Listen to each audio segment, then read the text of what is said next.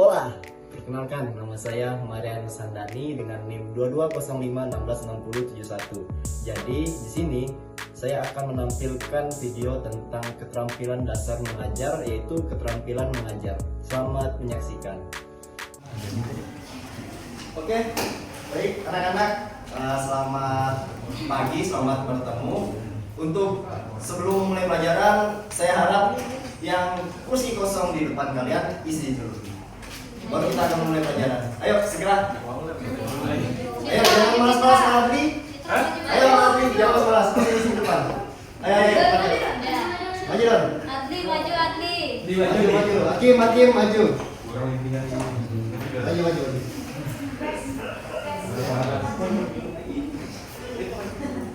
Ini siapa nih? Itu bertiga, satu di sini dulu. Kim, sini Kim. Pakai Ayo, baru kita akan mulai pelajaran karena pelajaran hari ini sangat menarik.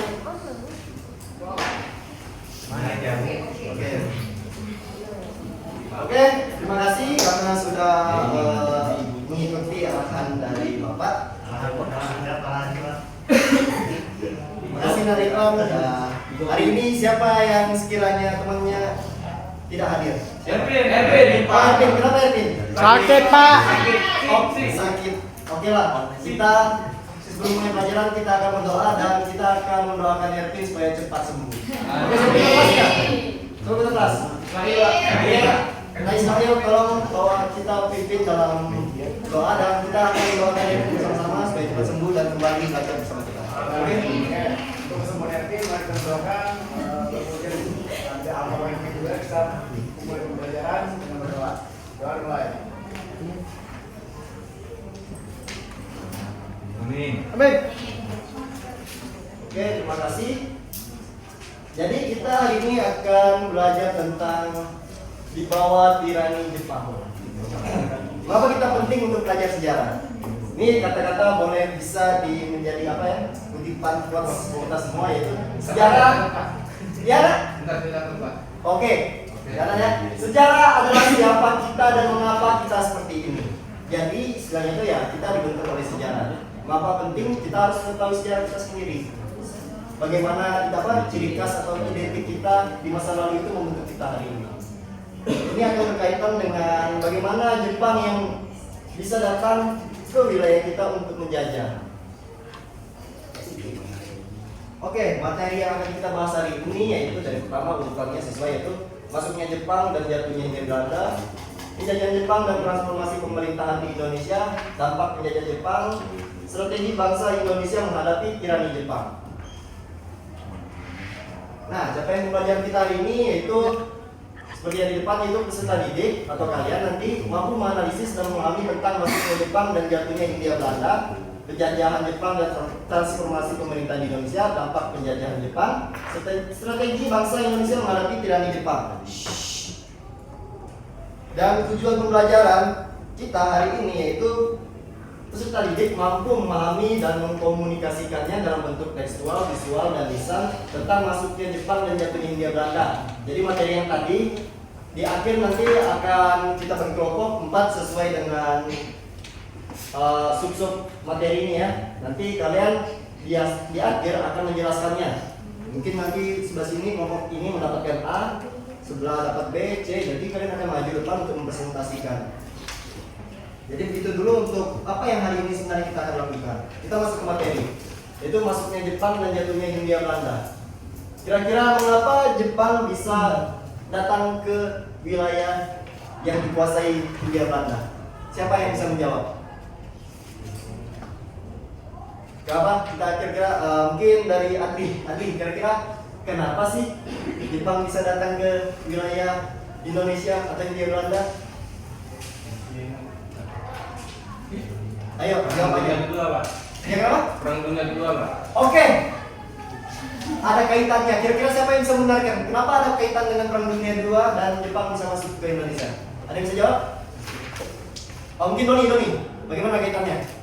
Sebab Jepang memerlukan sumber daya perang sehingga datang ke Indonesia. Oke, mungkin itu tepat antara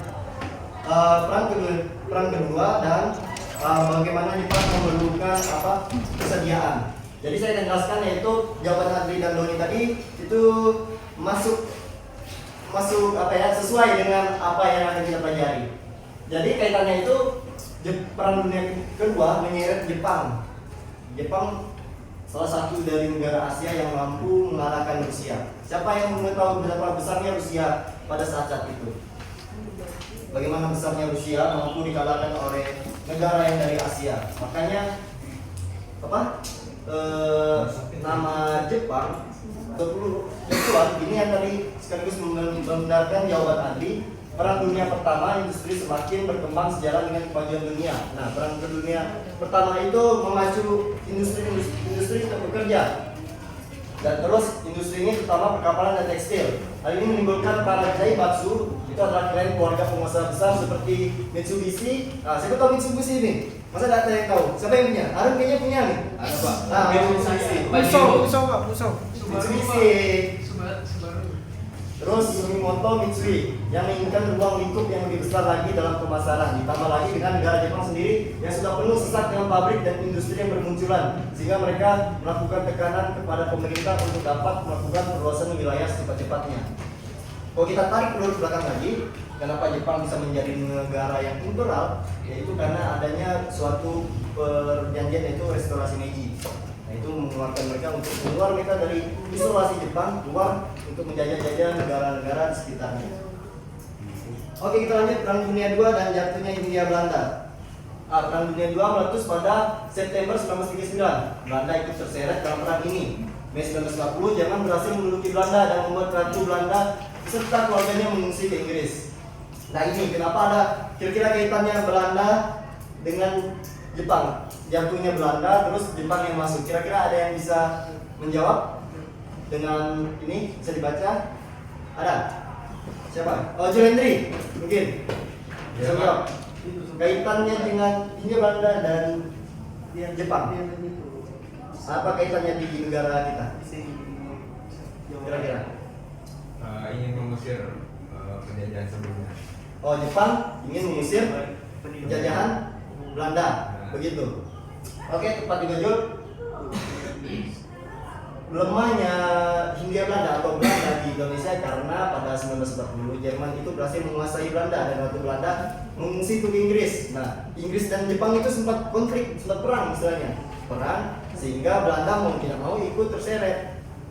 Nah, habis itu Belanda karena sebagian dari sekutu, tapi negara-negara sekutu itu sibuk karena perang semua dalam kondisi Perang Dunia Kedua dan tidak bisa membantu banyak koloninya itu Belanda. Belanda tidak dapat mampu mempertahankan Jawa dan akhirnya dikali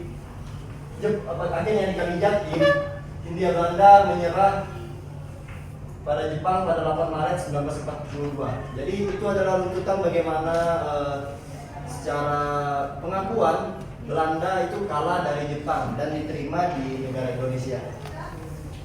Terus kita masuk ke B, penjajahan Jepang dan transformasi pemerintah di Indonesia.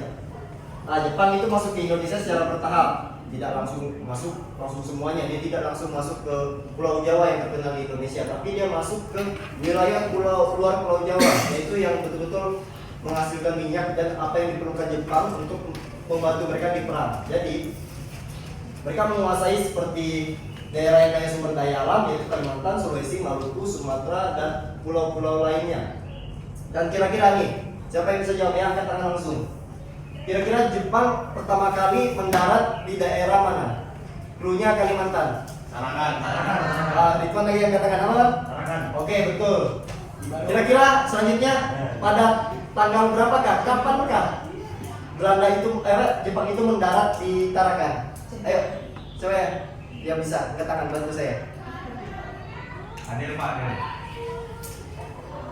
Jul tadi yang ngomong, apa Adel? Kamu aja yang jawab. Kalau dia tahu, tidak tahu? Tidak tahu Pak.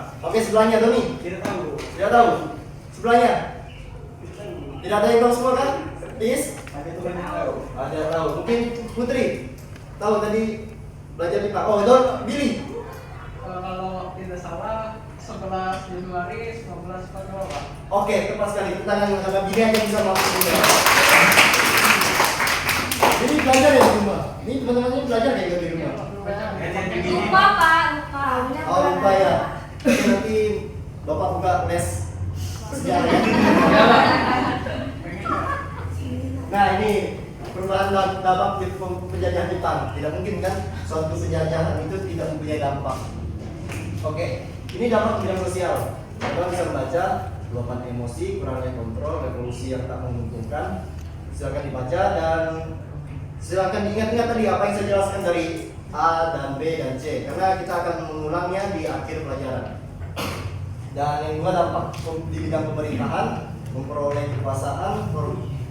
Yang kedua itu kolaborator Jepang yang dalam beberapa hal berarti membantu Jepang menindas rakyat Indonesia. Tidak beda-beda jauh dengan sekarang, kita punya pemerintahan yang sah, tapi kita juga disisa dengan pemerintahan yang sah itu. Terus transformasi struktur sosial dan pemerintahan. Jadi ada perubahan di bidang pemerintahan, di bidang ini budaya ya. Sorry, ada tipe dan pendidikan. Nah, Jepang itu berusaha mengkontrol. Seperti kalau mungkin teman-teman tahu, Orde Baru bagaimana pendidikan itu dibuat propaganda seolah-olah 30S itu dikaitkan dengan PKI. Nah, ini juga Jepang menjalankan yang istilah namanya propaganda. Nah, itu propaganda. Jadi setiap hari diproduksi terus informasi atau pendidikan yang sekiranya mampu membuat Jepang itu jelek di mata rakyat jajahannya sendiri. Jadi Jepang menyelenggarakan sistem persekolahannya yang menyeragakannya lebih egaliter. Kalau dulu kan banyak kaum priai ya, kapan kaum priai? Tahu kan kaum bangsawan yang hanya bisa sekolah saja, tapi di sini Jepang memotong itu dan membuat semua bisa masuk di dalam ranah pendidikan. Terus strategi bangsa Indonesia menghadapi tirani Jepang. Nah, Indonesia tak kehabisan akal. Para penggerak-penggeraknya tidak begitu menyerah saja bagaimana bisa dari penjajahan Hindia Belanda sampai ke penjajahan Jepang itu dilawan. Nah, Soekarno-Hatta itu yang ikut mempropagandakan kepentingan perang Jepang sudah terlalu jauh dalam membela Jepang dan mengorbankan rakyat. Salah satunya cara, teman-teman pernah nggak lihat foto yang Soekarno pegang toa pakai baju rapi terus ada orang-orang di bawah itu? Tahu? Apa itu? Dia ngapain? Romusa. Dalam banyak pembahasan sih dalam buku bahwa Soekarno di situ mengambil keputusan tersebut untuk melakukan propaganda atau orasi-orasi tentang bagaimana semangat kemerdekaan itu, nasionalisme ditanamkan di situ. Walaupun ada sebagian kalangan yang mengatakan itu adalah suatu hal yang terlalu bekerja sama Belanda sama Jepang, namun itu masih menjadi perdebatan. Dan terus kedua, timbul perlawanan di daerah-daerah, terutama di Aceh. Teman-teman silahkan baca di Aceh. Dan yang kedua perlawanan PETA. Teman-teman tahu PETA kan? Tahu. Pembela tanah air, ya sejenis tentara. Pimpinan Soedarto Supriyadi. Keren namanya Soedarto. Susudenko. Berani dan sebagai militer Jepang selain melakukan diskriminasi prajurit Jepang, pemberontakan cukup dipicu oleh kemarahan para anggota PETA terhadap pihak militer Jepang yang telah membuat pemerintahan terhadap rakyat. Nah, di Kalbar juga dapat perlawanan.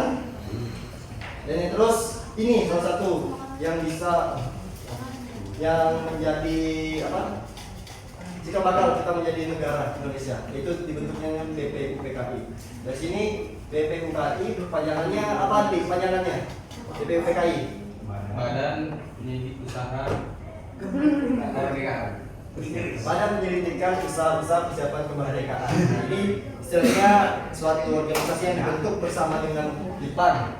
Karena Jepang menjanjikan kemerdekaan di negara. Meskipun mendudukan di Jawa, anggota BPUPKI terdiri atas golongan dan berasal dari berbagai daerah. Di antara mereka ada yang berasal dari nasional, nasionalis, agama, peranakan Arab, peranakan Tionghoa, Indo, aristokrat, kriminalis dan sebagainya. Setelah itu Jongjong, tahu kan? Jong Sumatera, Jong apa? Nah itu semuanya berkumpul di Indonesia. Istilahnya sudah menjadi suatu kebinekaan atau beragamnya mulai bersatu. Dan peran pertama BPUPKI yaitu pada 9 Mei 1 sampai 1 Juni 1945 mengenai dasar negara.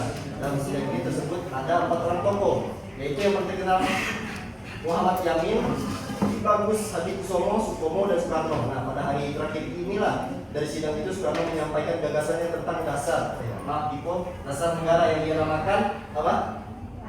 Pancasila. Nah, disitulah mengapa 1 Juni dijadikan hari siapa nih yang Hari lahirnya Pancasila. dan terus bulan itu dijadikan bulan bom balik oleh Amerika dan Angus, dan di situ Sultan Syahrir mendengar itu langsung menyuruh Soekarno untuk membacakan proklamasi. Nah, itu fakta menarik dari radio. Mungkin sampai situ saja. Kita langsung langsung membahas saja. Kita membagi kelompok untuk maju ke depan membahas tentang tempat ini tadi. Kira-kira sudah banyak saya sampaikan. Saya langsung bagi aja ya. Ini kelompok 1, nomor 2, 3, 4. Oke, mulai. Sekitar 2 menit aja untuk berdiskusi, nanti maju satu-satu. Sekiranya apa aja yang kalian dapat hari ini kita jelaskan di depan, karena itu akan menunjukkan sampai mana pembelajaran ini cukup efektif. Oke, dimulai. Langsung gabung depan teman-temannya untuk berdiskusi. Oke, waktu silakan. Ayo, maju ke depan diskusi. Ayo. Yoman, Yoman di ketawa. Oke, karena di sini masuknya tadi ya, masuknya A, B, C, D. Strategi.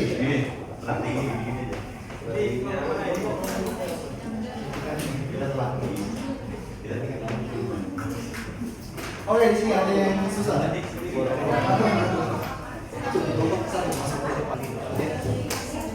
Ya, waktu tidak banyak karena kalian masih lama untuk pulang makan mau jalan sama pacar di pastinya kan. Habis pulang sekolah. Paling cuma itu tak baik mana. Kalian sendiri kan? Ini organisasi kontrolnya katanya. Ya, Pak. Kenapa aja? Ya. Oh, silakan yang lama ya. Karena maju lagi. Ya. Oke, siap. Diskusi juga temannya juga.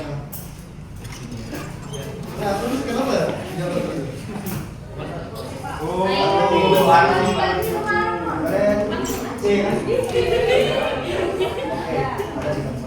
Arun bang tadi Jepang. Tapi ini kenapa begitu kayaknya? Yoman. Lagi geng. Ini kenapa? Udah ada diskusi sama kalian sekali. Aduh. Oh, mungkin kalian salah paham ya? Iya. Kami lagi jalan hati Pak. Udah di luar. Ya, cepat ya, 1 orang saja ya perwakilan dari setiap kelompok untuk maju menyampaikan.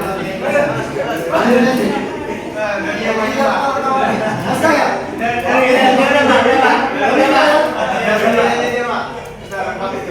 Ayo, kelompok yang lain yang kalah sama kelompok full laki-laki.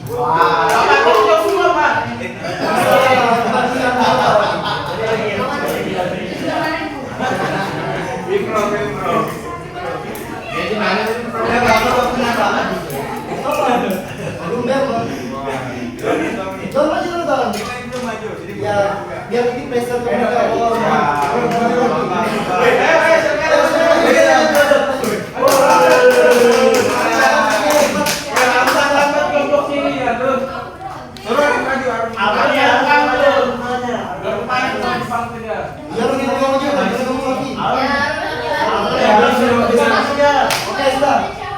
Mungkin nanti kalian diuji semuanya yang video saya. Oke, sekarang terima kasih. Terima kasih.